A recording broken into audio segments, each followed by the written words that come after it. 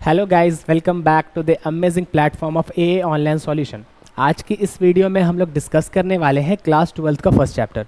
तो जैसा कि आप लोगों को मैंने फर्स्ट वीडियो दिया था सिलेबस से रिलेटेड, उसके बाद आप लोगों को मैंने सेकंड वीडियो दिया था जो इंट्रोडक्शन का वीडियो था। तो इंट्रोडक्शन की वीडियो में हमने बहुत सारी बातें की थी और नॉर्मली वो बेसिक्स हम लोगों ने कवर किया था जो इस चैप्टर में हम लोग के पढ़ने का है।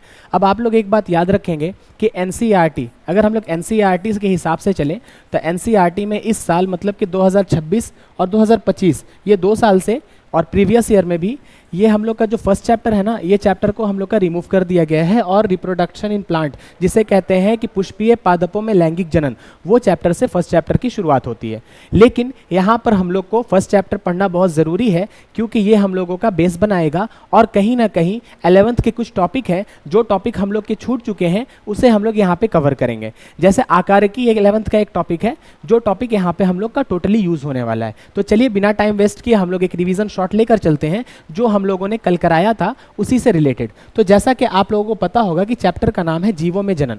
जीव का मतलब ये होता है कि जिसमें हम लोग का जान होता है, जो मूवमेंट कर सकते हैं। मूवमेंट का मतलब समझ लो कि जो एक जगह से दूसरी जगह अगर जाएं तो भी वो लिविंग ऑर्गेनिज्म कहलाएंगे। और उसके बॉडी के अंदर मतलब कि उसके जीव के बॉडी के अंदर क्या होता है कि अलग अलग तरह की प्रक्रियाएं होती रहती है जिसके वजह से मूवमेंट होता है, तो उसे हम लोग जीव कहते हैं। अब यहाँ पे जीवों में जनन, तो रिप्रोडक्शन इन ऑर्गेनिजम्स, तो ऑर्गेनिजम्स की बात की जा रही है। यह अध्याय हमें बताता है कि एक जीव से नए जीव का निर्माण कैसे होता है। तो जैसा कि हम लोगों ने पिछले क्लास में डिस्कस किया था कि किस तरह से रिप्रोडक्शन या जनन की प्रक्रिया होती है और जनन की प्रक्रिया क्यों होती है, तो अपने पीढ़ी को या अपने प्रजाति को बचाने के लिए इंसान या कोई भी जीवित जीवधारी क्या करता है कि अपने पीढ़ी को बचाने के लिए वो अपने संतान बढ़ाता है। संतान बढ़ाने से उनका फायदा ये होगा कि अगर उनकी मृत्यु हो गई, क्योंकि मृत्यु निश्चित है, तो क्या होगा कि उसकी जो संतान रहेगी वो उसकी आगे की जनरेशन को ग्रोथ करवाएगी, मतलब कि आगे की जनरेशन को बढ़वाएगी। तो चलिए हम लोग यहाँ पे स्टार्ट करते हैं टॉपिक को फिर से और रिवीजन करते हुए आगे बढ़ते हैं,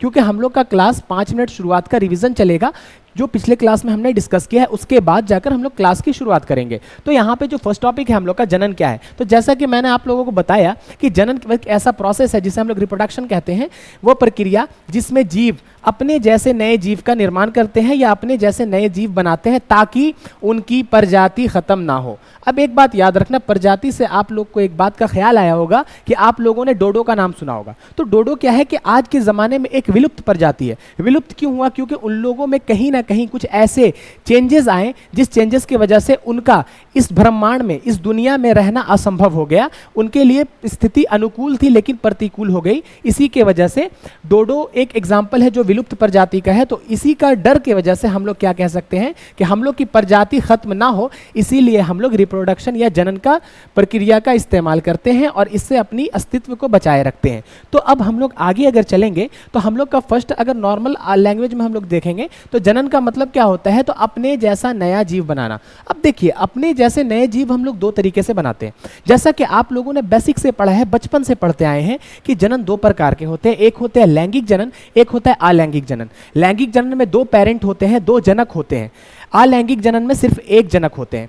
अलैंगिक जनन में क्या होता है कि आकारकीय और आनुवांशिक रूप से, मतलब कि जेनेटिकली और मॉर्फोलॉजिकली आइडेंटिकल्स होते हैं, मतलब कि वो संतान अपने माता पिता के पूर्ण रूप से एकदम सहभागी होते हैं, एकदम सेम दिखने वाले होते हैं और सेम आनुवांशिकी होते हैं। तो उसे हम लोग क्लोन कहते हैं। ये सब आप लोग पहले पढ़ चुके होंगे। तो वहां से हम लोग कंटिन्यू करते हैं और आते हैं कि अपने जैसा नया जीव का बनाना, ये जनन का हम लोग का मतलब होता है। अब देखो, यहाँ पे जनन 2 प्रकार के होते हैं। एक हो जाएगा हम लोग का अलैंगिक जनन और एक हो जाएगा हम लोग का लैंगिक जनन। तो हम लोग सबसे पहले अलैंगिक जनन के बारे में डिस्कस करेंगे, फिर हम लोग लैंगिक जनन के बारे में थोड़ा सा देखेंगे और फिर ये दोनों देखने के बाद ये रिवीजन शॉर्ट हम लोग का कंप्लीट हो जाएगा। और रिवीजन करने के बाद फिर हम लोग आगे बढ़ेंगे किस पे, तो वो बढ़ेंगे कायिक प्रवर्धन पे, जिसे हम लोगों ने कल लिखा था। इसे हम लोग कहते हैं वेजिटेटिव प्रोपेगेशन। तो कायिक प्रवर्धन पे हम लोग चलेंगे। तो चलिए अब हम लोग टॉपिक आगे बढ़ाते हैं, क्योंकि हम लोग जनन इसलिए करते हैं कि अपनी प्रजाति को आगे बढ़ाना, उसका खात्मा ना हो, वो नष्ट ना हो, इसीलिए। तो अब देखिए, हम लोग जो नेक्स्ट आते हैं टॉपिक, जनन क्यों ज़रूरी है। तो क्यों ज़रूरी है, हमने आप लोगों को ये बात रिपीट किया है, बार बार बताया है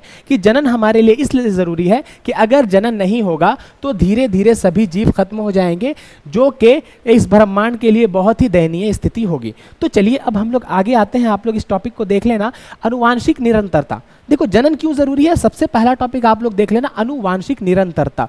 मतलब कि हम लोग क्या करते हैं, जेनेटिक कंटिन्यूटी। इसका मतलब यह हुआ कि अगर कोई भी इंसान है तो वो अपना जो खानदान बढ़ाता है, तो अगर वो रिप्रोडक्शन या फिर जनन की प्रक्रिया नहीं करेगा तो उसका खानदान वहीं रुक जाएगा। इसी तरीके से अगर सब इंसान जनन की प्रक्रिया करना छोड़ दें तो फिर उसका खानदान क्या, पूरा इंसान का जो प्रजाति है वही नष्ट हो जाएगा। इसीलिए जनन करना हमारे लिए महत्वपूर्ण है। तो चलिए अब हम लोग आगे बढ़ते हैं इस टॉपिक को देखते हुए, क्यों महत्वपूर्ण है। तो आप लोग देख लेना, अनुवांशिक निरंतरता करने के लिए जनन महत्वपूर्ण है, अपनी प्रजाति को बचाने के लिए जनन महत्वपूर्ण है, और जनन दो प्रकार के होते हैं, उस पर आगे डिस्कस करेंगे, क्या क्या उसमें चेंजेस होते हैं, सारे कुछ बातें बात बताएंगे। तो चलिए अब आप लोग देखेंगे एवोल्यूशन, जिसे हम लोग विकास कहते हैं। तो जनन में क्या होता है, जनन खासकर लैंगिक जनन जीवों में बदलाव लाता है। अब देखना, ये जो वेरिएशन वर्ड है, ये वेरिएशन वर्ड की बात हम लोग पहले कर चुके थे, जिसे हम लोग क्या कहते हैं, बदलाव। अब देखना कि अगर आप इमेजिन करो खुद को, आप खुद को इमेजिन करो और खुद को यहाँ पे रखो, अपने पेरेंट्स को, फादर को इधर रखो, मदर को इधर रखो, बीच में आप रहो। अगर कोई आदमी से आप पूछोगे तो वो बताएगा कि आपका चेहरा, आपके मम्मी या पापा, ये दोनों में से किन्हीं एक से मिल रहा है। 90% से ज़्यादा चांसेस होता है कि मिलता है।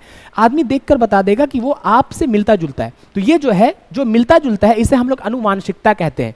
और जो चेंजेस दिख रहे हैं, मतलब कि आप पूरी अपने ना ही मम्मी से मिल रहे हैं ना ही पापा से मिल रहे हैं, तो जो चेंजेस आपके बॉडी के अंदर दिख रहे हैं, वो चेंजेस को हम लोग क्या कहेंगे, तो वो चेंजेस को हम लोग कहते हैं यहाँ पे वेरिएशन, जिसे हम लोग बदलाव कहते हैं। तो हम लोग का जनन जो होता है वो लैंगिक जनन में खासकर वेरिएशंस देखने को मिलता है। और ये वेरिएशंस क्या होता है कि हम लोग को बहुत सारी चेंजेस लाती है। और साथ ही साथ आप लोग अगर याद रखोगे तो चार्ल्स डार्विन के बारे में मैंने शायद जिक्र किया था कि उन्होंने एक किताब लिखी थी जिसमें उन्होंने बताया किस तरह से बंदर डेवलप होते होते उनसे एवोल्यूशन हुआ तो वो इंसान बन गए। तो ये सारे प्रोसेस के बारे में हम लोग डिस्कस करेंगे। खैर, इस पे आप लोग देख लें यहाँ पे कि एवोल्यूशन के बारे में यहाँ पे क्या बताया है और एवोल्यूशन क्यों जरूरी हुआ था हमारे लिविंग ऑर्गेनिजम्स के लिए। नेक्स्ट स्लाइड है यहाँ पे, जीवन चक्र, लाइफ स्पैन किसे कहते हैं। तो अब देखना, कोई भी इंसान है, वो इंसान जब बच्चा था, यहाँ पे हम आपको पहले एक फिगर के थ्रू समझाते हैं। ये बच्चा था, अप्रॉक्सीमेटली जब पैदा हुआ, पैदा होने के बाद क्या हुआ, ये ग्रोथ हुआ। अब देखना, पैदा हुआ, पैदा होने के बाद क्या हुआ, इसमें वृद्धि हुई। अब यही वृद्धि होने के बाद जब इसमें वृद्धि हो गई तो ये क्या हुआ, परिपक्व हुआ, जिसे हम लोग क्या कहें, मिच्योर। तो मिच्योर होने के बाद ये क्या किया, रिप्रोडक्टिव फेज में गया, मतलब कि ये जनन की प्रक्रिया का अब उपयोग कर सकता है। वो अब पूर्ण रूप से जनन की प्रक्रिया करने के लिए तैयार है। तो वो क्या होता है कि और बड़ा होता है और फिर वो अपनी जनन की प्रक्रिया का इस्तेमाल करके अपने बाल बच्चों को जन्म देता है। और ये इसके मान लिया जाए कि बेबी है, तो ये बेबी हुआ इसका। अब उसके बाद क्या होगा कि इसकी क्या हो जाएगी, फिर से मृत्यु हो जाएगी। तो यहाँ पे हम लिख सकते हैं मृत्यु। तो अब यहाँ से एक टॉपिक निकलता है जहाँ से एनसीईआरटी की फर्स्ट लाइन की शुरुआत होती है। एनसीईआरटी का फर्स्ट लाइन ये होता है कि जीवन अवधि किसे कहते हैं। तो याद रखना कि ये जो बर्थ हुआ, मतलब कि यहाँ पे हम लोग का जो पैदाइश हुआ, क्या हुआ, तो पैदाइश। तो पैदाइश से लेकर मृत्यु तक के बीच का सफर को हम लोग क्या कहते हैं, जीवन अवधि कहते हैं। और जीवन यहाँ पे क्या है, तो जीवन चक्र किसे कहते हैं। तो जीवन चक्र में ये सारा फेज आता है। पहले जन्म हुआ, जन्म होने के बाद वृद्धि हुआ, जिसको हम लोग ग्रोथ कहते हैं। उसके बाद इस तरह वृद्धि हो गई उसके बॉडी के अंदर कि वो अब जनन की प्रक्रिया करने के लिए पूर्ण रूप से तैयार है। तो जनन की प्रक्रिया करेगा, फिर धीरे धीरे बूढ़ा होगा, जिसे हम लोग वृद्ध कहते हैं, और उसकी मृत्यु हो जाएगी। तो ये हम लोग का क्या है, ये लाइफ साइकिल है। ये क्या है, एक साइकिल की तरह चलता जाएगा। अगर हम लोग बात करें तो ये हम लोग का क्या हुआ, सबसे पहले हम लोग का बॉर्न हुआ, मतलब कि ये पैदा हुआ। पैदा होने के बाद क्या हुआ कि ये वृद्धि हुआ। अब वृद्धि होने के बाद क्या हुआ कि वृद्धि होने के बाद ये जनन किया। जनन करने के बाद क्या हुआ कि इसका मृत्यु हो गया। अब यही साइकिल सब मनुष्य में और सब प्राणी में चलता रहता है और वैसे ही वो उसकी कंटिन्यूटी कायम रहती है। और ये जनन के बाद जो एक नया प्राणी बनता है वो भी क्या होगा, तो वो पैदा होगा सबसे पहले, और पैदा होने के बाद वो भी यही प्रोसेस को पूरा करेगा। तो ये हम लोग का तरीका हुआ जनन का। अब देखना हम लोग किस तरह से आगे बढ़ेंगे। तो देखिए आगे बढ़ेंगे तो अब आते हैं हम लोग वही जीवन अवधि, जिसे जीवन काल कहते हैं। यहाँ से एनसीईआरटी का फर्स्ट लाइन स्टार्ट होता है। आप लोग बुक अपने सामने रख लें और सामने रखने के साथ साथ अंडरलाइन करते हुए चले। तो हमने बताया आपको कि जीवन काल किसे कहते हैं, तो जन्म से लेकर प्राकृतिक मृत्यु के बीच का सफर। जन्म से लेकर प्राकृतिक मृत्यु। देखो प्राकृतिक मृत्यु की बात इसलिए हम कर रहे हैं क्योंकि प्राकृतिक मतलब कि वो नेचुरली हो, मतलब कि वो मृत्यु ऐसा नहीं कि कोई एक्सीडेंट से हो जाए या कोई जहर देकर, वो नेचुरली जब तक उसकी बॉडी अच्छे से काम कर रही है तब तक उसकी मृत्यु नहीं होनी है। उसके बाद जब काम करना बंद कर देती है कोई भी वजह से तो उसकी मृत्यु हो जाती है। तो जन्म से लेकर प्राकृतिक मृत्यु के बीच का सफर या बीच का टाइम या बीच का काल को ही हम लोग क्या कहते हैं, जीवन काल कहते हैं, और इसे ही हम लोग जीवन अवधि भी कहते हैं। अब आते हैं नेक्स्ट टॉपिक पे कि जीवन अवधि किस बेसिस पे हम लोग इस्तेमाल करते हैं और किस वजह से जीवन अवधि को फिक्स करते हैं, ये हम लोग जानते हैं। तो एनसीईआरटी हमसे एक सवाल करता है, क्या जीवन अवधि आकार के हिसाब से होता है? तो नहीं, मैंने कल बताया था कि कौवा और तोता का जो जीवन अवधि है या जीवन काल है वो भी भिन्न भिन्न है, जिसके वजह से हम लोग आकार के हिसाब से नहीं कह सकते। अब उदाहरण के स्वरूप हम बताते हैं, कुछ कुछ एग्जाम्पल आप लोग याद कर लीजिएगा, बाकी आप लोग का होमवर्क है। कल मैंने जो जो भी एग्जाम्पल बताया उन सभी एग्जाम्पल को आपको कमेंट में आकर लिखना है और उनका जितना लाइफ स्पैन है वो लिखना है और याद करके आना है। तो आप लोग का होमवर्क नंबर फर्स्ट ये हुआ। इसी तरीके से हम होमवर्क देते जाएंगे। अब देखना, तितली का हम बताए थे 1 से 2 सप्ताह, कौवा का बताए थे लगभग 15 वर्ष, कछुआ का बताए थे 100 प्लस। अब देखना यहाँ पे जीवन काल में हम लोगों ने, आपका एक और सवाल है, आप बताएं मगरमच्छ का कितना होता है, आप बताएं गुलाब के पौधे का कितना होता है, आप बताएं हाथी का कितना होता है। ये 3 आप लोग और बताएंगे, मतलब कि टोटल 4 होमवर्क आप लोगों को यहाँ पर मैंने दिया है। अब आगे हम लोग चलते हैं, तो ये हम लोग पता कर सकते हैं कि जीवन काल का शरीर के आकार से कोई सीधा संबंध नहीं होता। क्यों नहीं होता? क्योंकि जहाँ तोता की बात अगर की जाए तो तोता का जो लाइफ स्पान होता है या तोता का जीवन अवधि लगभग 140 साल तक होता है। अब देखना कि तोता का 140 साल और कौवा का 15 साल, साइज देखेंगे तो साइज दोनों का लगभग दोनों का साइज सेम है, लेकिन दोनों का जीवन अवधि या जीवन काल अलग अलग है। इसीलिए हम लोग इस बेसिस पे पहुंचे हैं कि जीवन काल आकार के हिसाब से नहीं मानते हैं हम लोग। अब देखेंगे हम लोग, नेक्स्ट स्लाइड पर आते हैं, मृत्यु किसे कहते हैं। तो मृत्यु जरूरी है। क्यों जरूरी है? क्योंकि नए जीवों के लिए जगह बनती है। अब यहाँ पे एक सवाल एनसीईआरटी हमसे फिर करता था, जैसा कि मैंने रिपीट करा रहा, और इस सवाल में क्या था कि उन्होंने कहा कि जो एक कोशिकीय जीव है वो अमर है, वो हमसे पूछता है। तो देखिए, हम लोगों ने आपको बताया था बाइनरी फिजन के बारे में, तो वो जो एक कोशिकीय जीव है वो 1 से 2 सेल बनाते हैं, जिससे एक अलग हम लोग का ऑर्गेनिज्म या जीव जारी का निर्माण होता है और एक इधर अलग से जीव का निर्माण होता है। तो ये एक सेल से हम लोग का 2 जीवों का निर्माण हुआ। तो इसे हम लोग क्या कहेंगे कि एक कोशिकीय जीव, वो 2 जीव में टूट गए तो किसी की मृत्यु तो नहीं हुई, तो इसे ही हम लोग क्या कहते हैं यहाँ पे, तो इसे हम लोग कहेंगे यहाँ पे कि मृत्यु होती है, बट एक कोशिकीय जीव की मृत्यु के बारे में एनसीईआरटी कहता है कि वो अमर है। अब आगे हम लोग चलते हैं, यहाँ पे हम लोग देखेंगे कि जनन के प्रकार। तो जनन के प्रकार पे हम लोग यहाँ पे देखेंगे, लकीर खींचते हैं। जनन किसे कहते हैं? तो जनन अपने संतान को या अपने खानदान को आगे बढ़ाने की प्रक्रिया को जनन कहते हैं। नॉर्मल लैंग्वेज में आप लोग इस तरह समझो, क्योंकि हिंदी के लैंग्वेज और बुकिश लैंग्वेज में तो आप एनसीईआरटी पढ़ के भी समझ सकते हो, बट आपको यहाँ पे बस नॉर्मल कंसेप्ट समझना है। आगे जाके आपको एनसीईआरटी पढ़नी है, लाइन बाय लाइन पढ़ना है। अगर कोई डाउट होगा तो लास्ट में हो सकता है कि डाउट सेशन भी लिया जाए और आप लोग की सारी डाउट को सॉल्व की जाएगी। तो चलिए अब हम लोग शुरू करते हैं, लैंगिक जनन और अलैंगिक जनन के बारे में थोड़ा बहुत जानते हैं। तो देखिए, लैंगिक जनन और अलैंगिक जनन में सबसे पहले देखेंगे अलैंगिक जनन। तो अलैंगिक जनन में क्या होता है कि सिर्फ एक जनक रहते हैं। ये दोनों में अंतर आता है एग्जाम में, और एग्जाम के पॉइंट ऑफ व्यू से बहुत ज्यादा इंपॉर्टेंट है। तो लैंगिक जनन में एक जनक रहते हैं, इसमें क्या होता है 2 जनक होते हैं। लैंगिक जनक में 2 जनक होते हैं और अलैंगिक जनन में 1 जनक होते हैं। अब देखेंगे यहाँ पे, तो इसमें क्या होता है कि ये फास्ट प्रोसेस है। फास्ट मतलब कि समझ लो तीव्र, ये तीव्र प्रक्रिया है और ये थोड़ा धीमी प्रक्रिया है इसके हिसाब से। तो ये लिख लेंगे इसके हिसाब से क्या, तो ये धीमी प्रक्रिया है। अब देखना इसमें क्या है, तो इसमें विभिन्नता नहीं पाई जाती। तो इसमें लिखेंगे हम लोग कि विभिन्नता नहीं पाई जाती। लेकिन अगर बात करें अलैंगिक जनन के बाद लैंगिक जनन में, तो इसमें विभिन्नता पाई जाती है। विभिन्नता कैसे पाई जाएगी, तो हम ये बताते हैं, इसमें विभिन्नता पाई जाती है। अब विभिन्नता से यहाँ पे हम लोग 2 टॉपिक और लिखेंगे। 2 टॉपिक क्या, तो वो हम अभी बता रहे हैं। तो 2 टॉपिक यहाँ पे जो हो जाएगा हम लोग का, वो हो जाएगा इस तरीके से कि इसमें क्या होता है कि इसमें गैमीट का निर्माण होता है। गैमीट मतलब आप लोग देखोगे तो युग्मक, इसमें युग्मक बनते हैं, आप लोग को पता होगा। युग्मक को हम लोग इंग्लिश में गैमीट कहते हैं। अब इसके बाद देखेंगे कि जब युग्मक बनेगा तो इसमें क्या होगा, निषेचन की प्रक्रिया भी होगी। अब जब निषेचन की प्रक्रिया होगी तो इसमें क्या होगा कि युग्मनज भी बनेगा, जिसे हम लोग जाइगोट कहते हैं। तो ये सब होगा, ये भी होगा, ये भी होगा, ये भी होगा।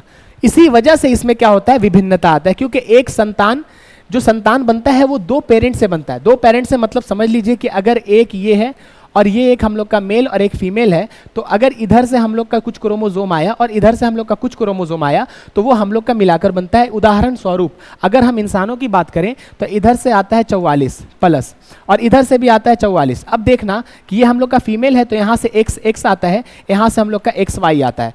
अब यहाँ पे जो हम लोग का निर्माण होता है तो वो इसमें से आता है, तो हम लोग का जो वेरिएशंस दिखता है, लड़का लड़की में वेरिएशंस दिखेगा, कुछ बच्चे अपने माता पिता से विभिन्न होते हैं वो दिखेगा, तो सारा कुछ हम लोग को लैंगिक जनन में दिखता है। यही बात करें अलैंगिक जनन में तो इसमें ना ही विभिन्नता पाई जाती है, तो लिखेंगे विभिन्नता पाई जाती है, तो यहाँ पे आप लोग सेम उसी को लाइन को लिखना, विभिन्नता नहीं पाई जाती। अब उसके बाद देखेंगे तो इसमें युग्मक का निर्माण होता है, तो युग्मक लिख के हम लोग यहाँ पे शॉर्ट में बता रहे हैं, आप यहाँ पे कॉपी पे पूरा लिखना कि युग्मक का निर्माण नहीं होता है। जब युग्मक का निर्माण ही नहीं होगा तो इसमें निषेचन होगा, तो इसमें निषेचन भी हम लोग का नहीं होगा। अब जब निषेचन भी नहीं होगा तो युग्मनज बनेगा तो नहीं, इसमें जाइगोट या युग्मनज का भी निर्माण नहीं होगा। तो ये सारा प्रोसेस एक दूसरे से मिलता जुलता है और इस तरीके से अगर आप लोग याद करेंगे तो आप लोग को आसानी से याद हो जाएगा। सबसे पहले इसमें एक ही पेरेंट है, एक पेरेंट है तो इसमें वेरिएशंस दिखेगा नहीं। क्यों नहीं दिखेगा? क्योंकि ये तीव्र प्रक्रिया है और इसमें विभिन्नता पाई ही नहीं जाती। जब विभिन्नता नहीं पाई जाएगी तब क्या होगा? तब इसमें युग्मक का भी निर्माण नहीं होगा। युग्मक का निर्माण भी जब नहीं होगा तो इसमें निषेचन भी नहीं होगा। निषेचन भी नहीं होगा तो युग्मनज भी नहीं बनेगा। जब इतना प्रोसेस हो जाएगा तो देन हम लोग क्या करेंगे, इधर अगर आते हैं लैंगिक जनन में तो लैंगिक में विभिन्नता पाई जाती है, बस इतना याद रखो। इसमें 2 पेरेंट रहते हैं, ये भी याद रखो। जब इतना आप याद रखोगे तो आपको पता चलेगा ये प्रोसेस थोड़ा धीमा होता है, पहला चीज। दूसरा चीज कि इसमें विभिन्नता पाई जाएगी। जब विभिन्नता पाई जाएगी तो इसमें युग्मक का भी निर्माण होगा। अब जब युग्मक का निर्माण हो जाएगा तो इसमें निषेचन भी होगा, जाहिर सी बात है होगा। अब निषेचन हो जाएगा तो युग्मनज भी बनेगा और यहाँ से फिर जाइगोट बनने के बाद एम्ब्रियो बनता है, फिर उसके बाद मोरूला, ब्लास्टुला, गैस्टुला, ब्लास्टोसिस्ट का निर्माण होता है और आगे जाके भ्रूण का विकास होगा। तो ये सारा एक प्रक्रिया है जो हम लोग मानव जनन में पढ़ेंगे। तो खैर यहाँ पे आप लोग सिर्फ इतना डिफरेंस देख ले, ये आपका 1 2 3 4 5 6 7 आपका लगभग 6 डिफरेंस 7 डिफरेंस यहाँ पे हो चुका है। अब आते इधर, तो अलैंगिक जनन को अगर आसान भाषा में हम लोग समझे तो एक ही पेरेंट रहते हैं, पहली बात। दूसरी बात देखेंगे कोई फ्यूजन नहीं। फ्यूजन का मतलब होता है संलयन, तो यहाँ पे कोई भी मेल और फीमेल ये साथ में आकर फ्यूजन नहीं करेगा। मतलब ये हुआ कि इसमें 2 पेरेंट नहीं रहेंगे, इसमें ओनली सिंगल एक पेरेंट रहेंगे, जो एक पेरेंट ही पूरे एक जीव का निर्माण करते हैं। तो अब हम लोग यहाँ पे आएंगे और देखेंगे ये कैसा है। तो जल्दी होने वाली प्रक्रिया है। जल्दी मतलब कि ये प्रक्रिया इस तरह से आसानी से हो जाती है कि वक्त बहुत कम लगता है। अब इसके बाद नेक्स्ट स्लाइड पे आते हैं हम लोग और देखेंगे अलैंगिक जनन क्या है। तो इसको थोड़ा डिटेल में जानेंगे। तो जब एक ही जनक मतलब एक ही पेरेंट के बिना, एक ही पेरेंट बिना युग्मक के, मतलब कि उसमें युग्मक का निर्माण नहीं होगा, गैमेट का फॉर्मेशन नहीं होगा, कि नया जीव बनाता है, तो उसे हम लोग क्या कहते हैं? अलैंगिक जनन कहते हैं। अब अलैंगिक जनन पे हम लोग आप लोगों को बहुत सारी चीजें बताए हैं। जैसे अलैंगिक जनन के निर्माण के हिसाब से हम आप लोगों को बताए हैं कि फर्स्ट हम लोग का क्या हो जाता है, तो वो होता है हम लोग का बाइनरी फिजन, जिसको हम लोग द्विखंडन कहते हैं। तो द्विखंडन का अगर उदाहरण के हिसाब से हम बताए थे आपको, तो आपको याद होना चाहिए कि पहला मोनेरा जगत का पूरा आ जाएगा, जिसे हम लोग क्या कहते हैं? मोनेरा जगत। तो मोनेरा के बाद क्या आ जाएगा? तो अमीबा आ जाएगा। अमीबा के बाद क्या आ जाएगा? तो अमीबा के बाद आपका पैरामीशियम आ जाएगा। पैरामीशियम और अमीबा ये आपका हो गया क्या? तो ये आपका हो जाएगा बाइनरी फिजन, जिसे हम लोग द्विखंडन कहते हैं। अब यहाँ पे देखेंगे सेकंड आता है बहुविखंडन। तो बहुविखंडन भी क्या होगा? तो बहुविखंडन में हम लोग का एक उदाहरण है। वो उदाहरण किसका है? तो वो उदाहरण है प्लाज्मोडियम का। तो देखेंगे कि प्लाज्मोडियम क्या है, वो बहुविखंडन की प्रक्रिया अपनाता है और ये किससे बिलोंग करता है? तो ये प्रोटिस्टा जगत में पाया जाता है। तो प्लाज्मोडियम को हम लोग प्रोटिस्टा जगत में रखें। अब बहुविखंडन के बाद अगर हम लोग देखेंगे तो आपको मैंने बताया था कोनिडिया। तो कोनिडिया का निर्माण कहाँ होता है? फिर हम लोगों ने बताया कि ज़ूस्पोर के बारे में, तो आपको बताए थे ज़ूस्पोर क्लेमाइडोमोनास। राइजोपस जो स्पोर का फॉर्मेशन करता है, तो राइजोपस के बारे में बताए थे कि किस तरह से वो एक ब्रेड के ऊपर उगा, उगने के बाद पूरा ब्रेड से एनर्जी ले लिया। अब क्या वो ऊपर फ्रूटिंग बॉडी बनाता है, मतलब कि एक छोटा छोटा बीज का निर्माण करता है। और जब यहाँ पे खाना खत्म हो जाता है तो ये बीज हवा में उड़ने लगते हैं और अगर उसे कहीं और खाना दिखा तो वहाँ आकर बैठ के अपनी जिंदगी जीवन यापन करते हैं। फिर हमने फ्रैगमेंटेशन के बारे में बताया था, हमने फिर पुनर्जनन के बारे में बताया था। आपको स्पाइरोगैरा में किस तरह का अलैंगिक जनन दिखता है वो आप कमेंट करेंगे। तो होमवर्क नंबर 5 आपका यहाँ हुआ। अब छठा नंबर होमवर्क आपका ये है कि आप ये बताएंगे कि पुनर्जनन की प्रक्रिया किस जीव में पाई जाती है। और सातवां अब हम लोग यहाँ पे जो डिस्कस करेंगे तो यहाँ पे देख लेते हैं कि सातवां नंबर पे आता है हम लोग का, तो ये आ जाएगा मुकुलन या जिसे कलिका निर्माण कहते हैं। तो मुकुलन अगर देखेंगे तो मुकुलन किस में होता है, तो फर्स्ट हम लोग का एक फंजाई में मुकुलन होता है। वो फंजाई कैसा है, तो एक कोशिकीय है, उसका नाम क्या है, तो उसका नाम ईस्ट है।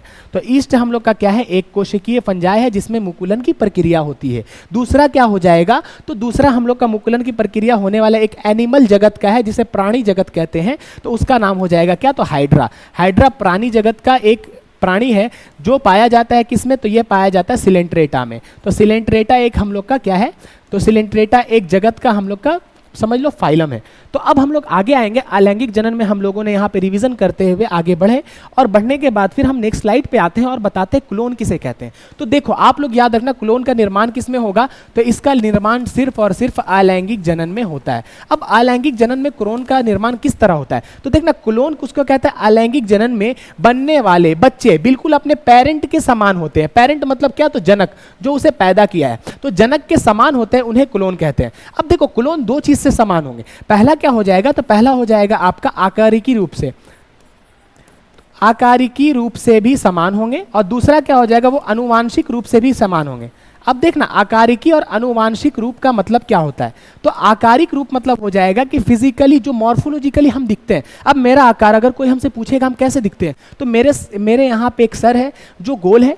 अब देखना कि ये जो हाथ है लंबे लंबे हाथ है, दिख रहा है।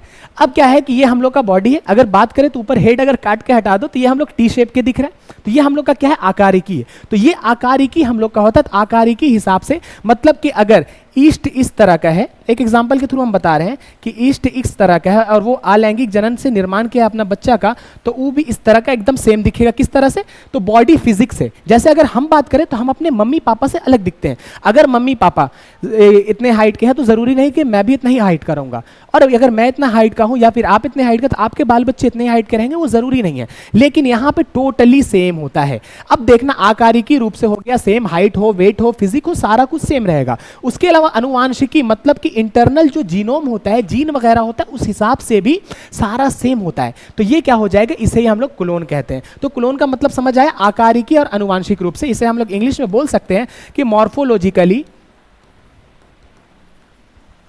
और जेनेटिकली और मॉर्फोलॉजिकली ये क्या होता है, सेम होता है। तो इसे ही हम लोग क्या कहते हैं, क्लोन कहते हैं। अब आगे आते हैं हम लोग, तो नेक्स्ट स्लाइड पे देखेंगे कि ये प्रक्रिया मतलब कि ये कौन सा है, तो ये अलैंगिक जनन की प्रक्रिया है। तो याद रखना कि अलैंगिक जनन की कुछ विशेषताएं हैं, जो विशेषताएं हम यहाँ पे बता रहे कि ये तेज प्रक्रिया होती है। अब तेज के बारे में तो कितना तेज, तो हम एक बात बता देते हैं आपको। आप लोग क्लास 11th में जब सेल साइकिल और सेल डिवीजन पढ़ोगे तो उसमें आप लोग क्या पढ़ोगे पता है, फर्स्ट चीज आप लोग उसमें देखोगे कि ई कोलाई के बारे में बताया गया है। ई कोलाई क्या है, तो ये एक बैक्टीरिया है। ये क्या करता है, तो ये बाइनरी फिजन करता है, जिसे हम लोग क्या कहते हैं, द्विखंडन। तो द्विखंडन करता है, ये लगभग कितना देर में करता है, तो 90 मिनट में कर लेता है। तो ये 11th का डेटा है कि ये 90 मिनट में द्विखंडन की प्रक्रिया करता है। लेकिन अगर हम बात करें कि हमारे बॉडी का एक सेल जो हम लोग का मियोसिस या माइटोसिस करता है, जिसे हम लोग समसूत्री या अर्धसूत्री विभाजन कहते हैं, तो वो टोटली कितना देर का होता है पता है, वो टोटली 24 आवर्स का होता है। मतलब कि अगर एक सेल हम लोग के बॉडी का डिवाइड करेगा तो वो 4 फेज में होकर डिवाइड करता है। पहला होता है G1 फेज,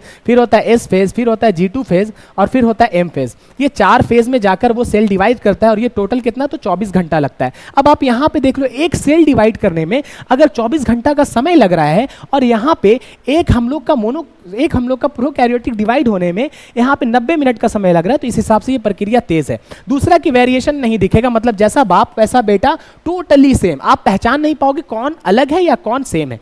अब देखना सिंपल ऑर्गेनिजम्स में कॉमन, मतलब कि ये है ना, नॉर्मली जो वैसे ऑर्गेनिज्म होते हैं जो बहुत ज्यादा एडवांस फीचर नहीं होते, जिनके पास organ system level of organisation नहीं होता। अब देखना आप लोग समझोगे, सबसे पहले क्या था, कोशिका के ग्रुप से ऊतक बना, मतलब कि सेल से टिश्यू, टिश्यू से ऑर्गन बना, ऑर्गन से ऑर्गन सिस्टम का निर्माण हुआ। तो देखना जहां पे कोशिकीय स्तर पर था वहां पे क्या है, तो सिंपल हम लोग का प्रोसेस हुआ जिसे हम लोग अलैंगिक जनन कहते हैं।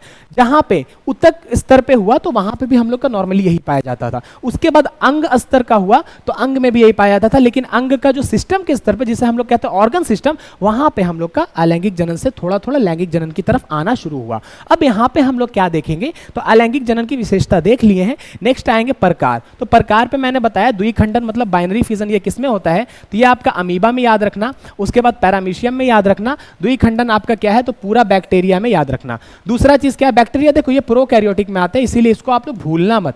अब आते हैं हम लोग बहुविखंडन, तो ये होता है प्लाज्मोडियम में। तो आप लोग यहाँ पे ध्यान रखना कि प्लाज्मोडियम होता है। प्लाज्मोडियम क्या है, तो वो एक प्रोटिस्टा है। प्रोटिस्टा का फीचर्स हम क्या बताए थे, तो प्रोटिस्टा एक कोशिकीय होता है, एक कोशिकीय होता है, लेकिन क्या होता है वो यूकैरियोट होता है। अब देखना यहां पे बडिंग दो होता है, एक होता है ईस्ट में। ईस्ट कैसा है, तो एक कोशिकीय जीव है और यूकैरियोट है, लेकिन ये क्या है, तो ये फंजाई जगत का है। अब उसके बाद क्या हो जाएगा, तो एक हो जाएगा हाइड्रा। तो आप लोग यहां पे देखते हुए चलना, तो इसे हम लोग लिख लें। अब फ्रेगमेंटेशन किसे कहते हैं, ये एग्जांपल हम आप लोग को होमवर्क में दिए हैं, आप लोग बताओ।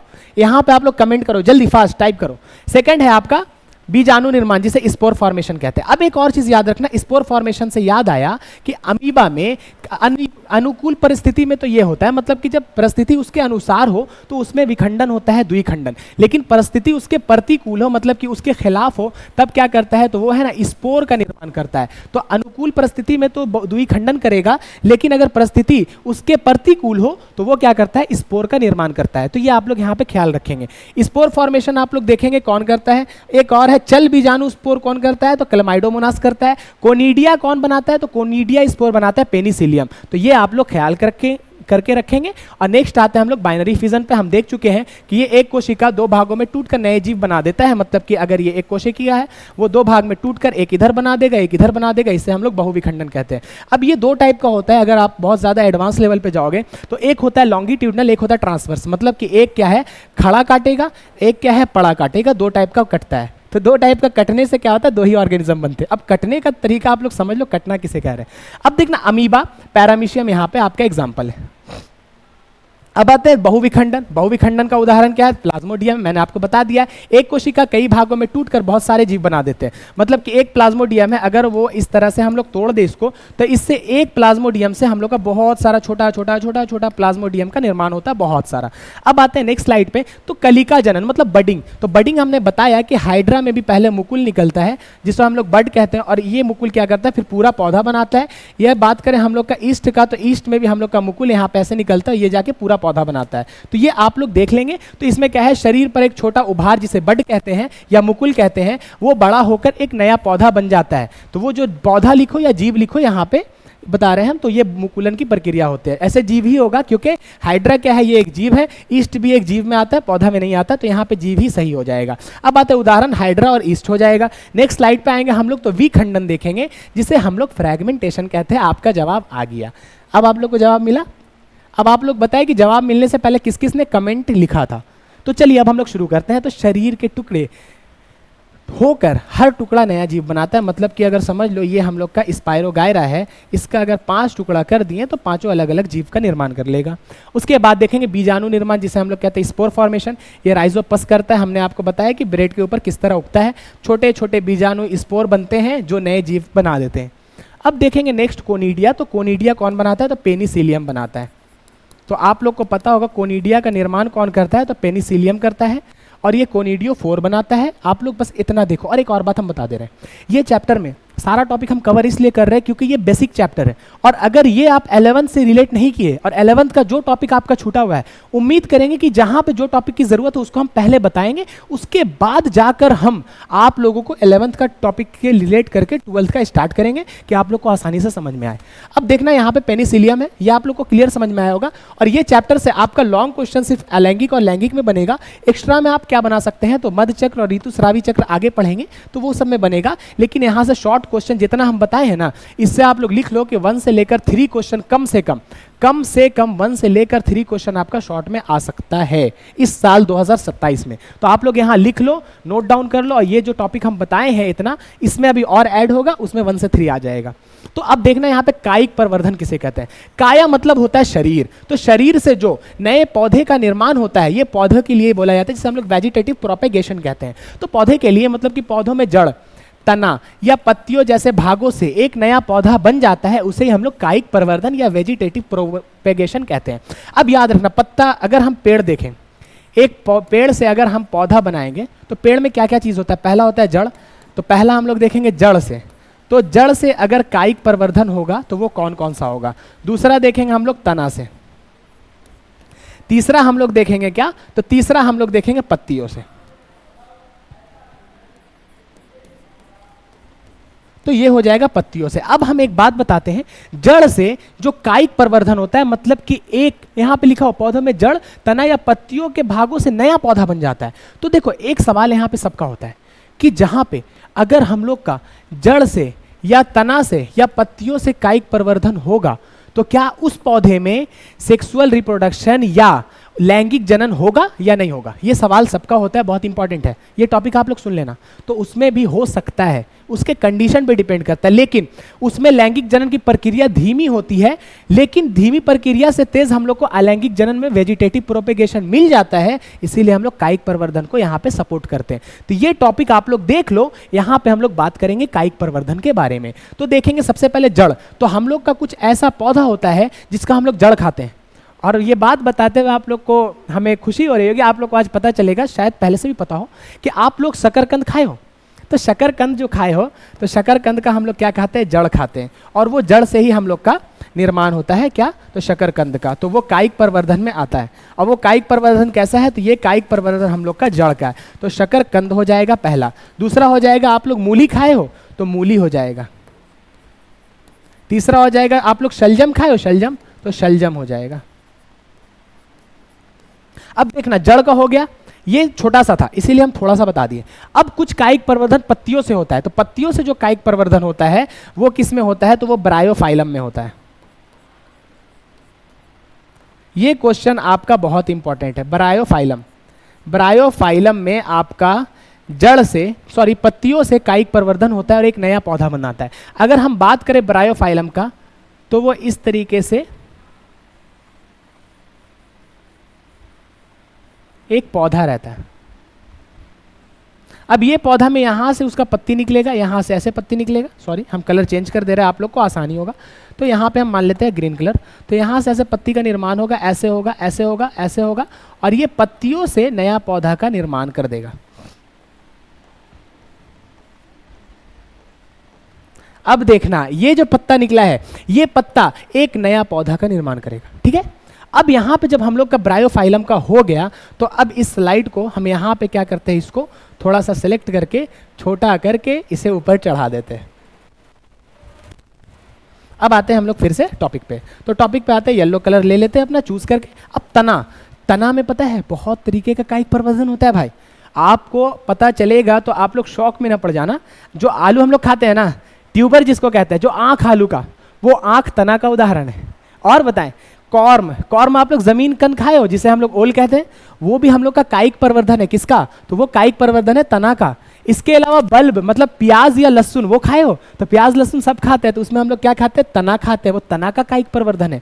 अब इसके अलावा हम देखेंगे केला, तो केला क्या हो जाएगा, राइजोम, या फिर अदरक, या तो हल्दी, ये सब क्या है, तो ये सब भी हम लोग का तना का है। और बात करते हैं तो रनर, मतलब कि जो घास है, घास में भी जो निकलता है, तो इस तरीके से घास चलता है, यहाँ से निकलता है, तो ये भी हम लोग का कायिक प्रवर्धन का उदाहरण है। किसका, तो वो हो जाएगा रनर का। फिर स्टोलन का बात करें, मतलब स्ट्रॉबेरी है, तो स्ट्रॉबेरी में क्या होता है, पौधा थोड़ा ऊपर आकर यहां से निकलता है, तो वो भी हम लोग का कायिक प्रवर्धन है। और एक हो जाएगा शक्कर, तो शक्कर में क्या हो जाएगा, क्राइजेंथीमम एक एग्जांपल है, उसमें भी कायिक प्रवर्धन होता है। एक होता है ऑफसेट, ऑफसेट बहुत बड़ी चीज है। ऑफसेट को बड़ी इसलिए हम कह रहे हैं, आइए पहले पानी पी लेते हैं, उसके बाद हम बात करेंगे।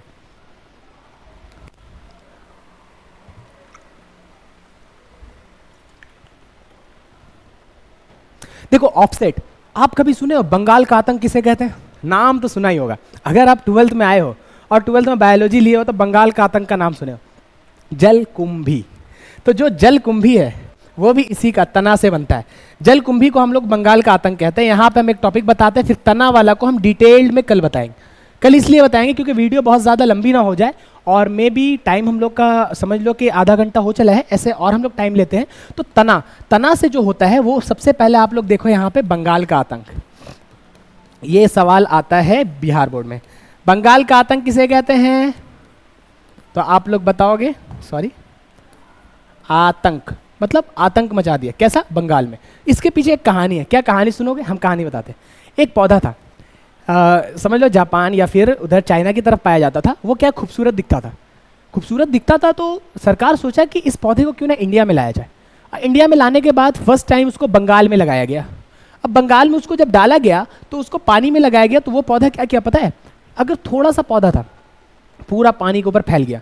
फैलने के बाद पानी से पूरा ऑक्सीजन जो ऊपर से आ रहा सारा एब्जॉर्ब कर रहा, पानी के नीचे से भी कुछ ऑक्सीजन टान रहा, जिसके वजह से पानी के अंदर रहने वाले ऑर्गेनिज्म को सांस लेने के लिए हवा नहीं मिल रही थी। और यही हवा के वजह से जो उसे नहीं मिल रही थी, वो ऑर्गेनिज्म या वो जीवित जीव जो पानी के अंदर थे वो मर गए। अब सोचो बेचारे मर गए तो वैसे ही बहुत सारे जीव की मौत हो गई। और ये जो बंगाल का आतंक है ना, ये अपना संख्या इतना जल्दी बढ़ाया, इतना जल्दी कि अगर थोड़ा सा एरिया में लगा दो, एक महीना क्या एक हफ्ता में मान लो पूरा तालाब में भर गया था।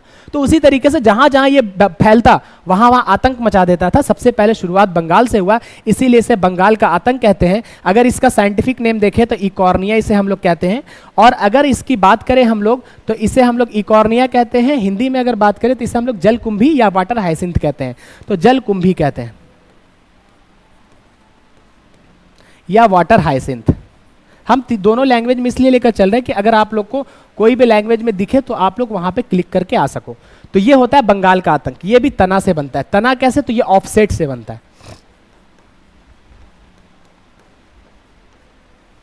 अब आते हैं नेक्स्ट स्लाइड पे।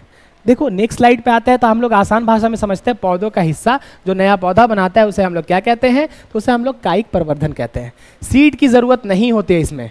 अब एक बात और, इसमें जरूरी नहीं कि सीड नहीं बनता है, सीड बन सकता है, बट सीड की जरूरत नहीं होती। क्यों? क्योंकि सीड बनेगा, मान लो कि बीज का निर्माण हुआ, अब बीज से नया पौधा बनाने में जो टाइम लगेगा वो टाइम तो देर लगेगा, क्योंकि ये तो बीज जब निर्माण होगा तो सेक्सुअल रिप्रोडक्शन जिसे हम लोग लैंगिक जनन कहते हैं वो होगा।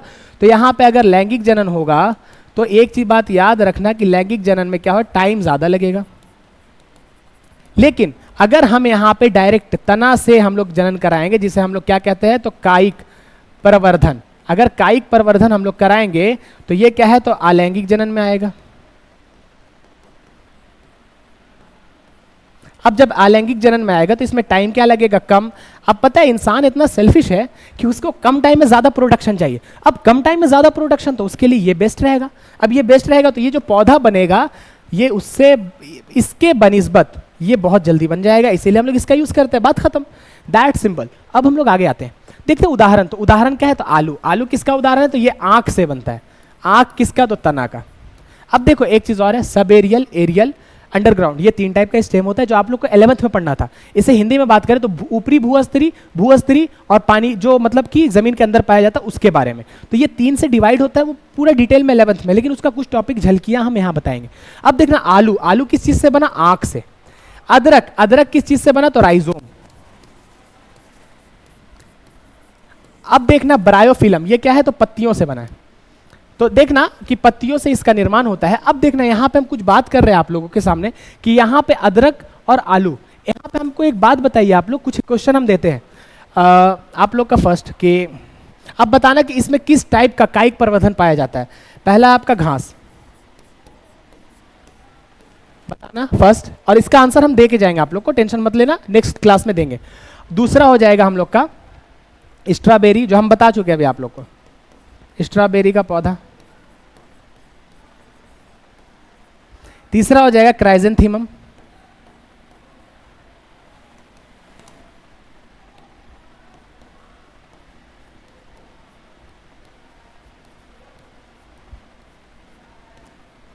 चौथा हो जाएगा हम लोग का, जिसे हम लोग कहते हैं या तो पिस्टिया ले लो या तो इकॉर्निया ले लो। देखो ये इसका हिंदी यही होगा, याद रखना, ये पिस्टिया और इकॉर्निया का हिंदी यही होगा, ये साइंटिफिक नेम है इसीलिए। अब देखना इकॉर्निया जो है ना, अब इकॉर्निया वर्ड का मतलब आप समझना, इसको हम लोग जलकुंभी कहते हैं। हम इतना आपको आसान कर दे रहे हैं, आप इतना का होमवर्क बताना फर्स्ट। अब इसका नाम लिखने के बाद ये 4 का नाम इधर लिखना, फिर हम इधर आपको देते हैं आलू। ये इस मतलब आलू में किस प्रकार का कायिक प्रवर्धन पाया जाता है वो लिखना। सेकंड देते हैं हम आप लोग को, फर्स्ट आलू हो गया। उसके बाद देते हैं जमीन कंद, जिसको हम लोग कहते हैं ओल, तो लिखते हैं इसको जमीन कंद। और इंग्लिश में या साइंटिफिक नेम अगर बोले तो इसको कॉलकेसिया कहते हैं। ठीक है, फर्स्ट सेकंड। थर्ड हम लोग का क्या होगा, आलू हो गया, जमीन कंद हो गया। आलू हो गया, जमीन कंद हो गया, सेकंड आता है बल्ब टाइप का जो दिखता है। अब बताओ बल्ब टाइप का कौन कौन दिखता है? तो आपको प्याज दिखेगा और लहसुन दिखेगा, तो हम लिख देते हैं यहाँ पे क्या, तो लहसुन, उसके बाद लिखेंगे क्या, प्याज। ठीक, अब फोर्थ नंबर पर जो आएगा आप लोगों के लिए, तो हम एक एग्जांपल देते हैं आपको, हल्दी। हल्दी तो जानते ही होंगे, आजकल तो शादी का टाइम चल रहा है, हल्दी। और एक हो जाएगा अदरक। इसमें किस टाइप का कायिक प्रवर्धन पाया जाता है? आपको देखो, हम चाहते तो यहाँ पे बता सकते थे, हम एग्जाम्पल बता रहे तो आपको जवाब भी बता सकते थे, लेकिन हम चाहते हैं कि आप लोग यहाँ पे खुद से लिखो, क्योंकि आप अगर खुद से लिखोगे तो आप लोग को याद होगा। हमें पता है, लेकिन हम बताएंगे नहीं, क्यों? क्योंकि आप लोगों को दिक्कत ना हो। और जब आप खुद से 50% वर्क करोगे, क्योंकि ऑनलाइन में यही कमी होती है कि टीचर आपके सामने नहीं रहता और आप अपनी मनमानी करते हो। अब जब आप अपनी मनमानी करोगे तो ऑनलाइन में आपको क्या है, कुछ होमवर्क हम देंगे, पर डे देंगे, उसको आप कॉपी में लिख के आना, क्लास में हम डिस्कस करेंगे, आप लोग को बताएंगे, आप लोग भी समझते हुए चलना। एक होता है बलबिल, सॉरी हम बता दिए, एगेव या अगावे भी बोलते हैं इसे, तो एगेव। ये हम लोग का जो है, ये हम लोग का पौधा का उदाहरण है। इसमें आप लोग बताएं किस प्रकार का कायिक प्रवर्धन होता है। ये आपका इतना हम दिए हैं, इतना में आप लोग बता दो। उसके बाद हम एक और दे देते हैं, ये ब्रायोफाइलम, इसमें भी आप नाम बताना। अगर नहीं बता पाए तो हम कल आपको बता देंगे। और केला में 2 टाइप का होता है, सॉरी केला नहीं लिखे हैं, कोई बात नहीं, केला में 2 टाइप का होता है, आप लोग केला में भी लिख लेना। ये आपका सवाल है, आप लोग कर लोगे तो सही है, नहीं करोगे तो नेक्स्ट क्लास में हम इसी पे डिस्कस करेंगे। और ये जो हम इसलिए लिखवा दें कि आप लोग इसके बहाने थोड़ा सा पढ़ के आओगे, पढ़ोगे तो आपको फायदा देगा, बगैर पढ़े आओगे तो थोड़ा दिक्कत होगा। अब आते हैं पुनर्जनन। आप लोग को रीजेनरेशन के बारे में बता दिए कि बहुत सारे का रीजेनरेशन पावर हाई होता है। मतलब ये हुआ कि अगर कोई भी ऑर्गेनिज्म जिसकी रीजेनरेशन पावर हाई होती है, उसको अगर हम ऐसे करके, मान लो ये क्या है, एक जीव है, इसको ऐसे करके काट दो, इसकी रीजेनरेशन पावर हाई है, तो ये यहाँ से एक अलग जीव बनाएगा, ये यहाँ से एक अलग बनाएगा, ये यहाँ से एक अलग, ये यहाँ से एक अलग। ठीक है, ये होता है क्या, पुनर्जनन। मतलब कि जब किसी जीव का कटा हुआ भाग फिर से पूरा शरीर बना देता है तो उसे हम लोग पुनर्जनन कहते हैं। अब देखो ये जो हाइड्रा है, हाइड्रा यहाँ पे दिया है, ये एक्सेप्शन। आप लोग हायर क्लासेस में जाओगे, मतलब हायर मतलब ग्रेजुएशन के बाद, तो ग्रेजुएशन के बाद जब जाओगे ना तो वो हाइड्रा दिखाएगा, जो आप अभी कंफ्यूजन में क्रिएट हो जाओगे, इसीलिए हाइड्रा के बारे में मत जानो। अभी बस इतना देखो कि आपका पुनर्जनन किस में होता है, तो पुनर्जनन आपका सिर्फ प्लानेरिया में होता है। इतना क्लियर? कोई डाउट होगा आप कमेंट करो, कोई भी डाउट हो आप कमेंट करो, हम आपको इसका आंसर देने की कोशिश करेंगे। अब आते हैं जेम्यूल। हम आपको बताए थे 5 जगत में पहला मोनेरा, दूसरा प्रोटिस्टा, तीसरा प्लांटी, चौथा फंजाई, 5वां एनिमेलिया। एनिमेलिया मतलब प्राणी जगत, प्लांटी मतलब कि पादप जगत, और प्रोटिस्टा को प्रोटिस्टा कहते हैं, मोनेरा को मोनेरा, और फंजाई को फुफुंदी कहते हैं। अब देखना यहाँ पे जेम्यूल क्या होता है। स्पंज एक हम लोग का एनिमल है, मतलब कि ये प्राणी है। तो प्राणी कहता है तो सबसे सरल प्राणी है, सरल। तो सरल प्राणी किसमें पाया जाता है, तो ये पाया जाता है पोरीफेरा प्रजाति में। तो पोरीफेरा में पाया जाता है, याद रखना। सबसे पहले ये प्राणी है, कौन, तो स्पंज। किसमें पाया जाता है, सरल प्राणी है, इसीलिए पोरीफेरा में पाया जाएगा। इसमें सेलुलर लेवल ऑफ ऑर्गेनाइजेशन रहता है, मतलब कि कोशिका के हिसाब से रहता है। इसमें कोशिका से ज़्यादा विकसित अंग नहीं होते, मतलब ऑर्गन या फिर ऊतक का निर्माण नहीं होता, तो ये कोशिकीय होता है, कोशिकीय जीव। लेकिन ये एनिमल में आता है, मतलब प्राणी जगत में आता है। इसमें क्या होता है, जेम्यूल का फॉर्मेशन होता है। अगर हम बात करें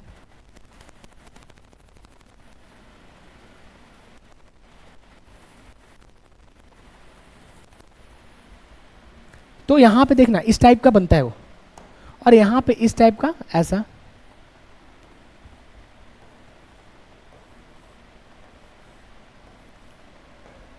ये टाइप का जेम्यूल होता है, यहां से फिर नया पौधा बन जाता है, सॉरी नया एनिमल बन जाता है। तो ये जेम्यूल का निर्माण होता है, जो किसमें होता है, तो पोरीफेरा में। तो ये हम पोरीफेरा लिखे। ठीक, इतना आप लोगों को क्लियर? अब आते हैं नेक्स्ट स्लाइड पे, अलैंगिक जनन के फायदा क्या होता है वो देखेंगे। तो ये जल्दी होता है, सबसे पहला फायदा जिसके वजह से हम लोग लैंगिक जनन छोड़ देते हैं, उसमें एनर्जी कम लगता है। देखो जो कम टाइम में होगा उसमें एनर्जी भी कम लगेगा, आप लोग को पता होना चाहिए। अब देखना और फायदे इसका देख लो थोड़ा सा, ये सब एक्स्ट्रा टॉपिक है, ऐसे आप लोग को जरूरत पड़ना है, साथी की जरूरत नहीं। अब हम बताएं इसमें क्या है, एकल जनक, मतलब कि एक जनक होता है।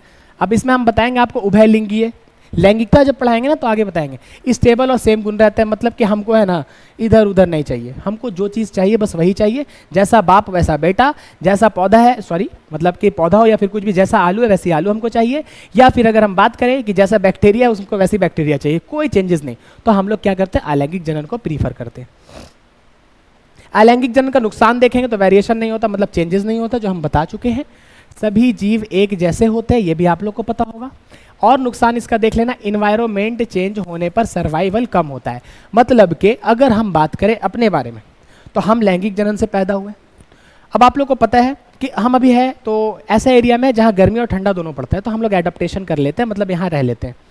अब अगर हम चल जाए कश्मीर, तो आप बताओ कि यहाँ हम गर्मी और ठंडा दोनों में रह लेते हैं, क्या कश्मीर में रह पाएंगे? तो हम कहेंगे कि हाँ शुरुआत में दिक्कत होगी, लेकिन फिर धीरे धीरे वहाँ के लिए ढल जाएंगे। और फिर बात करें कि अगर हम यहाँ से निकल के चल जाए अफ्रीका जहाँ बहुत गर्मी होती है, तो क्या वहाँ रह पाएंगे? तो हाँ धीरे धीरे करके आदत सी हो जाएगी। लेकिन अगर एक मछली को जो ठंडे पानी में रहती है उसको गर्म पानी में डाल दे तो वो नहीं जिंदा रह पाएगी। और मछली हटा दो, एक एग्जाम्पल के थ्रू हम बताए थे, कोई जो भी अलैंगिक जनन से होया हुआ पौधा है या होया हुआ कोई भी जीव है, वो जीव को अगर पर्यावरण में कुछ भी परिवर्तन होगा तो वो क्या है, तो वो अपने आप को जीवित रख पाएंगे, ऐसा चांसेस कम हो जाता है। तो ये आप लोग का ख्याल रखना है टॉपिक को। लैंगिक जनन क्या है, तो जब दो जनक मेल और फीमेल, जिसे हम लोग क्या कहते हैं, नर और मादा, नर और मादा मिलकर नया जीव का निर्माण करते हैं, और उस नया जीव का निर्माण करने को ही प्रक्रिया को सेक्सुअल रिप्रोडक्शन कहते हैं, जिसे हम लोग लैंगिक जनन कहते हैं। अब एक उदाहरण लेते हैं हम लोगों से। हम लोग में क्या होता है, एक होता है नर, एक होता है मादा। यहां से होता है नर का ये साइन, ये होता है मादा का साइन। नर में हम लोग का जो गुणसूत्र पाया जाता है वो 44 + XX पाया जाता है। मादा, सॉरी, नर में जो पाया जाता है वो 44 + XY पाया जाता है। मादा में जो गुणसूत्र पाया जाता है वो 44 + XX पाया जाता है। यहाँ से हम लोग का आया, यहाँ से हम लोग का आया। अब इधर से आया कितना, तो 24 + X आएगा, मतलब कि इसका आधा आएगा। तो यहाँ पे हम लोग का हो जाएगा 22 + X, या तो X आएगा या तो हो सकता है 22 + Y आ जाए। अब इधर से क्या होगा, ये हो जाएगा हम लोग का 22 + X आएगा, मतलब कि यहाँ से आधा करेंगे तो एक X ले लेंगे, या फिर यहाँ से आधा करके दूसरा भी X ही लेंगे, तो इधर से 22 + X आएगा।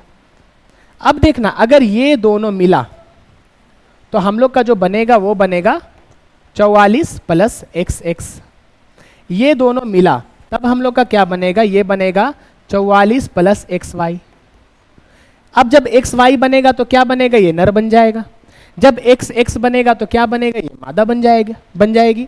तो अब देखना, नर और मादा से मिलकर कभी नर भी बन सकता है, कभी मादा भी। अब एक सवाल उठता है बिहार बोर्ड में कि अगर कोई जनक है, दो जनक जो लैंगिक कर रहे हैं, मतलब कि समझ लो कि वो लैंगिक जनन कर रहे हैं, दो जनक है, दोनों का जो बाल बच्चा हुआ है वो 7 बच्चा जो हुआ है वो बेटी हुई है, तो अगला बेटा होने का चांसेस कितना है? ऐसा सवाल आता है, ये 7 बेटा हुआ है तो अगला बेटी होने का चांसेस कितना है? तो देखो, 1000 बच्चा भी काहे ना हो जाए, 1000 लड़की भी काहे ना हो जाए, 1001वां जो बच्चा होगा ना, वो जो चांसेस होगा वो होगा 50%। मतलब कि 50% या तो लड़का होगा या तो 50% लड़की होगी। अब देखो ये चीज़ हम यहाँ पे क्यों बता रहे हैं, क्योंकि यहाँ पे पता चला कि नर और मादा दोनों मिलकर नया जीव बनाते हैं। मतलब नर इधर से क्रोमोसोम डाला, जिसे गुणसूत्र कहते हैं, मादा इधर से क्रोमोसोम डाली, और ये हम लोग का निर्माण होता है। अब देखो यहाँ पे आप लोग एक टॉपिक जो है वो हम आगे डिस्कस करेंगे, एक होता है अर्धसूत्री विभाजन और एक होता है समसूत्री विभाजन। तो ये दो टॉपिक को हम लोग देखेंगे नेक्स्ट क्लास में। अब देखेंगे आगे, तो आसान भाषा में समझे कि लैंगिक जनन में 2 पेरेंट्स होते हैं, गैमीट का फ्यूजन होता है, मतलब कि नर और मादा दोनों मिलके एक युग्मनज का निर्माण करते हैं। इसमें वेरिएशंस दिखता है, मतलब कि कुछ चेंजेस दिखेंगे, नर और मादा से हटके वो बच्चा बनेगा। अब नेक्स्ट आएगा, ये धीमी प्रक्रिया है। अब अगर देखेंगे हम लोग मानव में, मनुष्य में ये जो प्रक्रिया होती है, मनुष्य मतलब कि स्त्री की बात कर रहे हैं, तो मनुष्य में ये प्रक्रिया 9 मंथ की होती है, 9 महीना। ज़्यादा ये क्या है, कॉम्प्लेक्स, मतलब ये जटिल है, जटिल प्रक्रिया है थोड़ा, इसमें बहुत सारी प्रक्रियाएं होती है। अब देखना, युग्मक, गैमीट किसे कहते हैं? नर कोशिका, रिप्रोडक्टिव सेल को युग्मक कहते हैं। मतलब कि वैसा कोशिका जो डायरेक्ट जनन में पार्टिसिपेट करता है, जनन में भाग लेता है, उसे हम लोग क्या कहते हैं? उसे हम लोग जनन कोशिका कहते हैं। यहाँ पे देखना तो जनन कोशिका में अगर नर जनन कोशिका की बात करें नर की, तो नर में हम लोग का शुक्राणु होता है, और हम लोग का मादा जनन कोशिका की बात करें तो इसमें हम लोग का अंडाणु होता है। एक सवाल यहाँ पे एक्स्ट्रा आता है कि अगर नर में देखेंगे तो 25 से लेकर 50 माइटोकॉन्ड्रिया होता है एक कोशिका में, क्या? तो माइटोकॉन्ड्रिया। मादा में देखेंगे तो लगभग 1000, ओवम में 1000 माइटोकॉन्ड्रिया होता है। ये आपका आता है सवाल, नेक्स्ट चैप्टर में हम लोग पढ़ेंगे, सोचे यहाँ थोड़ा डिस्कस कर लेते हैं। अब आएंगे स्लाइड नंबर लास्ट, इसके बाद होने वाला है कुछ युग्मक के प्रकार। तो युग्मक कैसा होता है? तो एक होता है समरूपी, जिसे हम लोग आइसोगैमिट कहते हैं, वो सेम साइज का होता है। एक होता है विषमरूपी, इसे हम लोग हेट्रोगैमस कहते हैं, जो डिफरेंट साइज का होता है। अब देखना यहाँ से जो हम लोग पढ़ेंगे ना सेक्सुअलिटी और ये देखना युग्मक के प्रकार। तो अब आइसोगैमिटी और हेट्रोगैमिटी ये टॉपिक हम कल बताएंगे, क्योंकि इससे रिलेटेड कुछ बातें हम बताएंगे, तो इसको हम छोड़ रहे हैं। इसके बाद यहाँ पे लैंगिकता जो है इसको भी हम कल बताएंगे। ये यूनिसेक्सुअल आप लोग देखे होंगे, उभयलिंगीय का एक एग्जाम्पल बताना आप लोग, हम कल बताएंगे इसको। हाँ सॉरी, दिख गया है आप लोग को, खैर ठीक है, इतना आप लोग का हो गया। अब आप लोग समझ लो कि आप लोग का ये जो चैप्टर है, ये चैप्टर आप लोग का बहुत कुछ बता चुका है। अब थोड़ा सा हम लोग पर डे की तरह एक रिवीजन कर लेते हैं, जो रिवीजन हम लोग का यहाँ पे ज़रूरी है। यहाँ तक हम लोग का हो चुका है गैमिट, यहाँ से हम लोग शुरुआत करेंगे। इससे पहले हम एक स्लाइड ऐड कर लेते हैं, और आप लोगों के लिए एक हम लोग जो लिखने वाले हैं बहुत ही अच्छा से, जिसे हम लोग क्या कहेंगे? तो इसे हम लोग कहेंगे थैंक यू सो मच।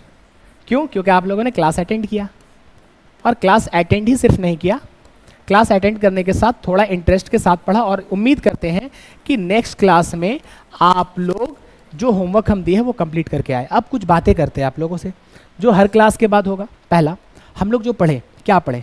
सबसे पहले हम लोग देखें जनन, जनन किसे कहते हैं। तो ये जो चैप्टर है हम लोग का, ये यूनिट 6 है, क्लास 12 का फर्स्ट यूनिट है, जिसमें हम लोग जनन पढ़े, जो जीवों में जनन हुआ।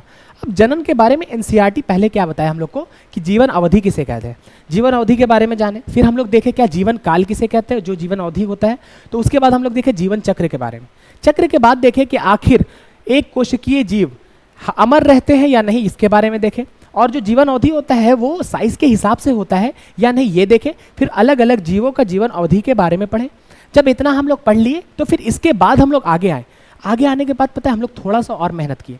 मेहनत क्या किए? तो हम लोग देखें कि अलैंगिक जनन और लैंगिक जनन किसे कहते हैं। जब अलैंगिक और लैंगिक हम लोग पता कर लिए तो फिर लैंगिक जनन से पहले अलैंगिक जनन के प्रकार देखे। अब उसमें प्रकार की बात करें तो हम लोग सबसे पहले देखे जो सरल जीव थे उसके बारे में। जैसे हम लोग देखे द्विखंडन किसमें होता है, तो वो मोनेरा में होता था, प्रोटिस्टा में होता था। प्रोटिस्टा मतलब अमीबा हो, पैरामीशियम हो।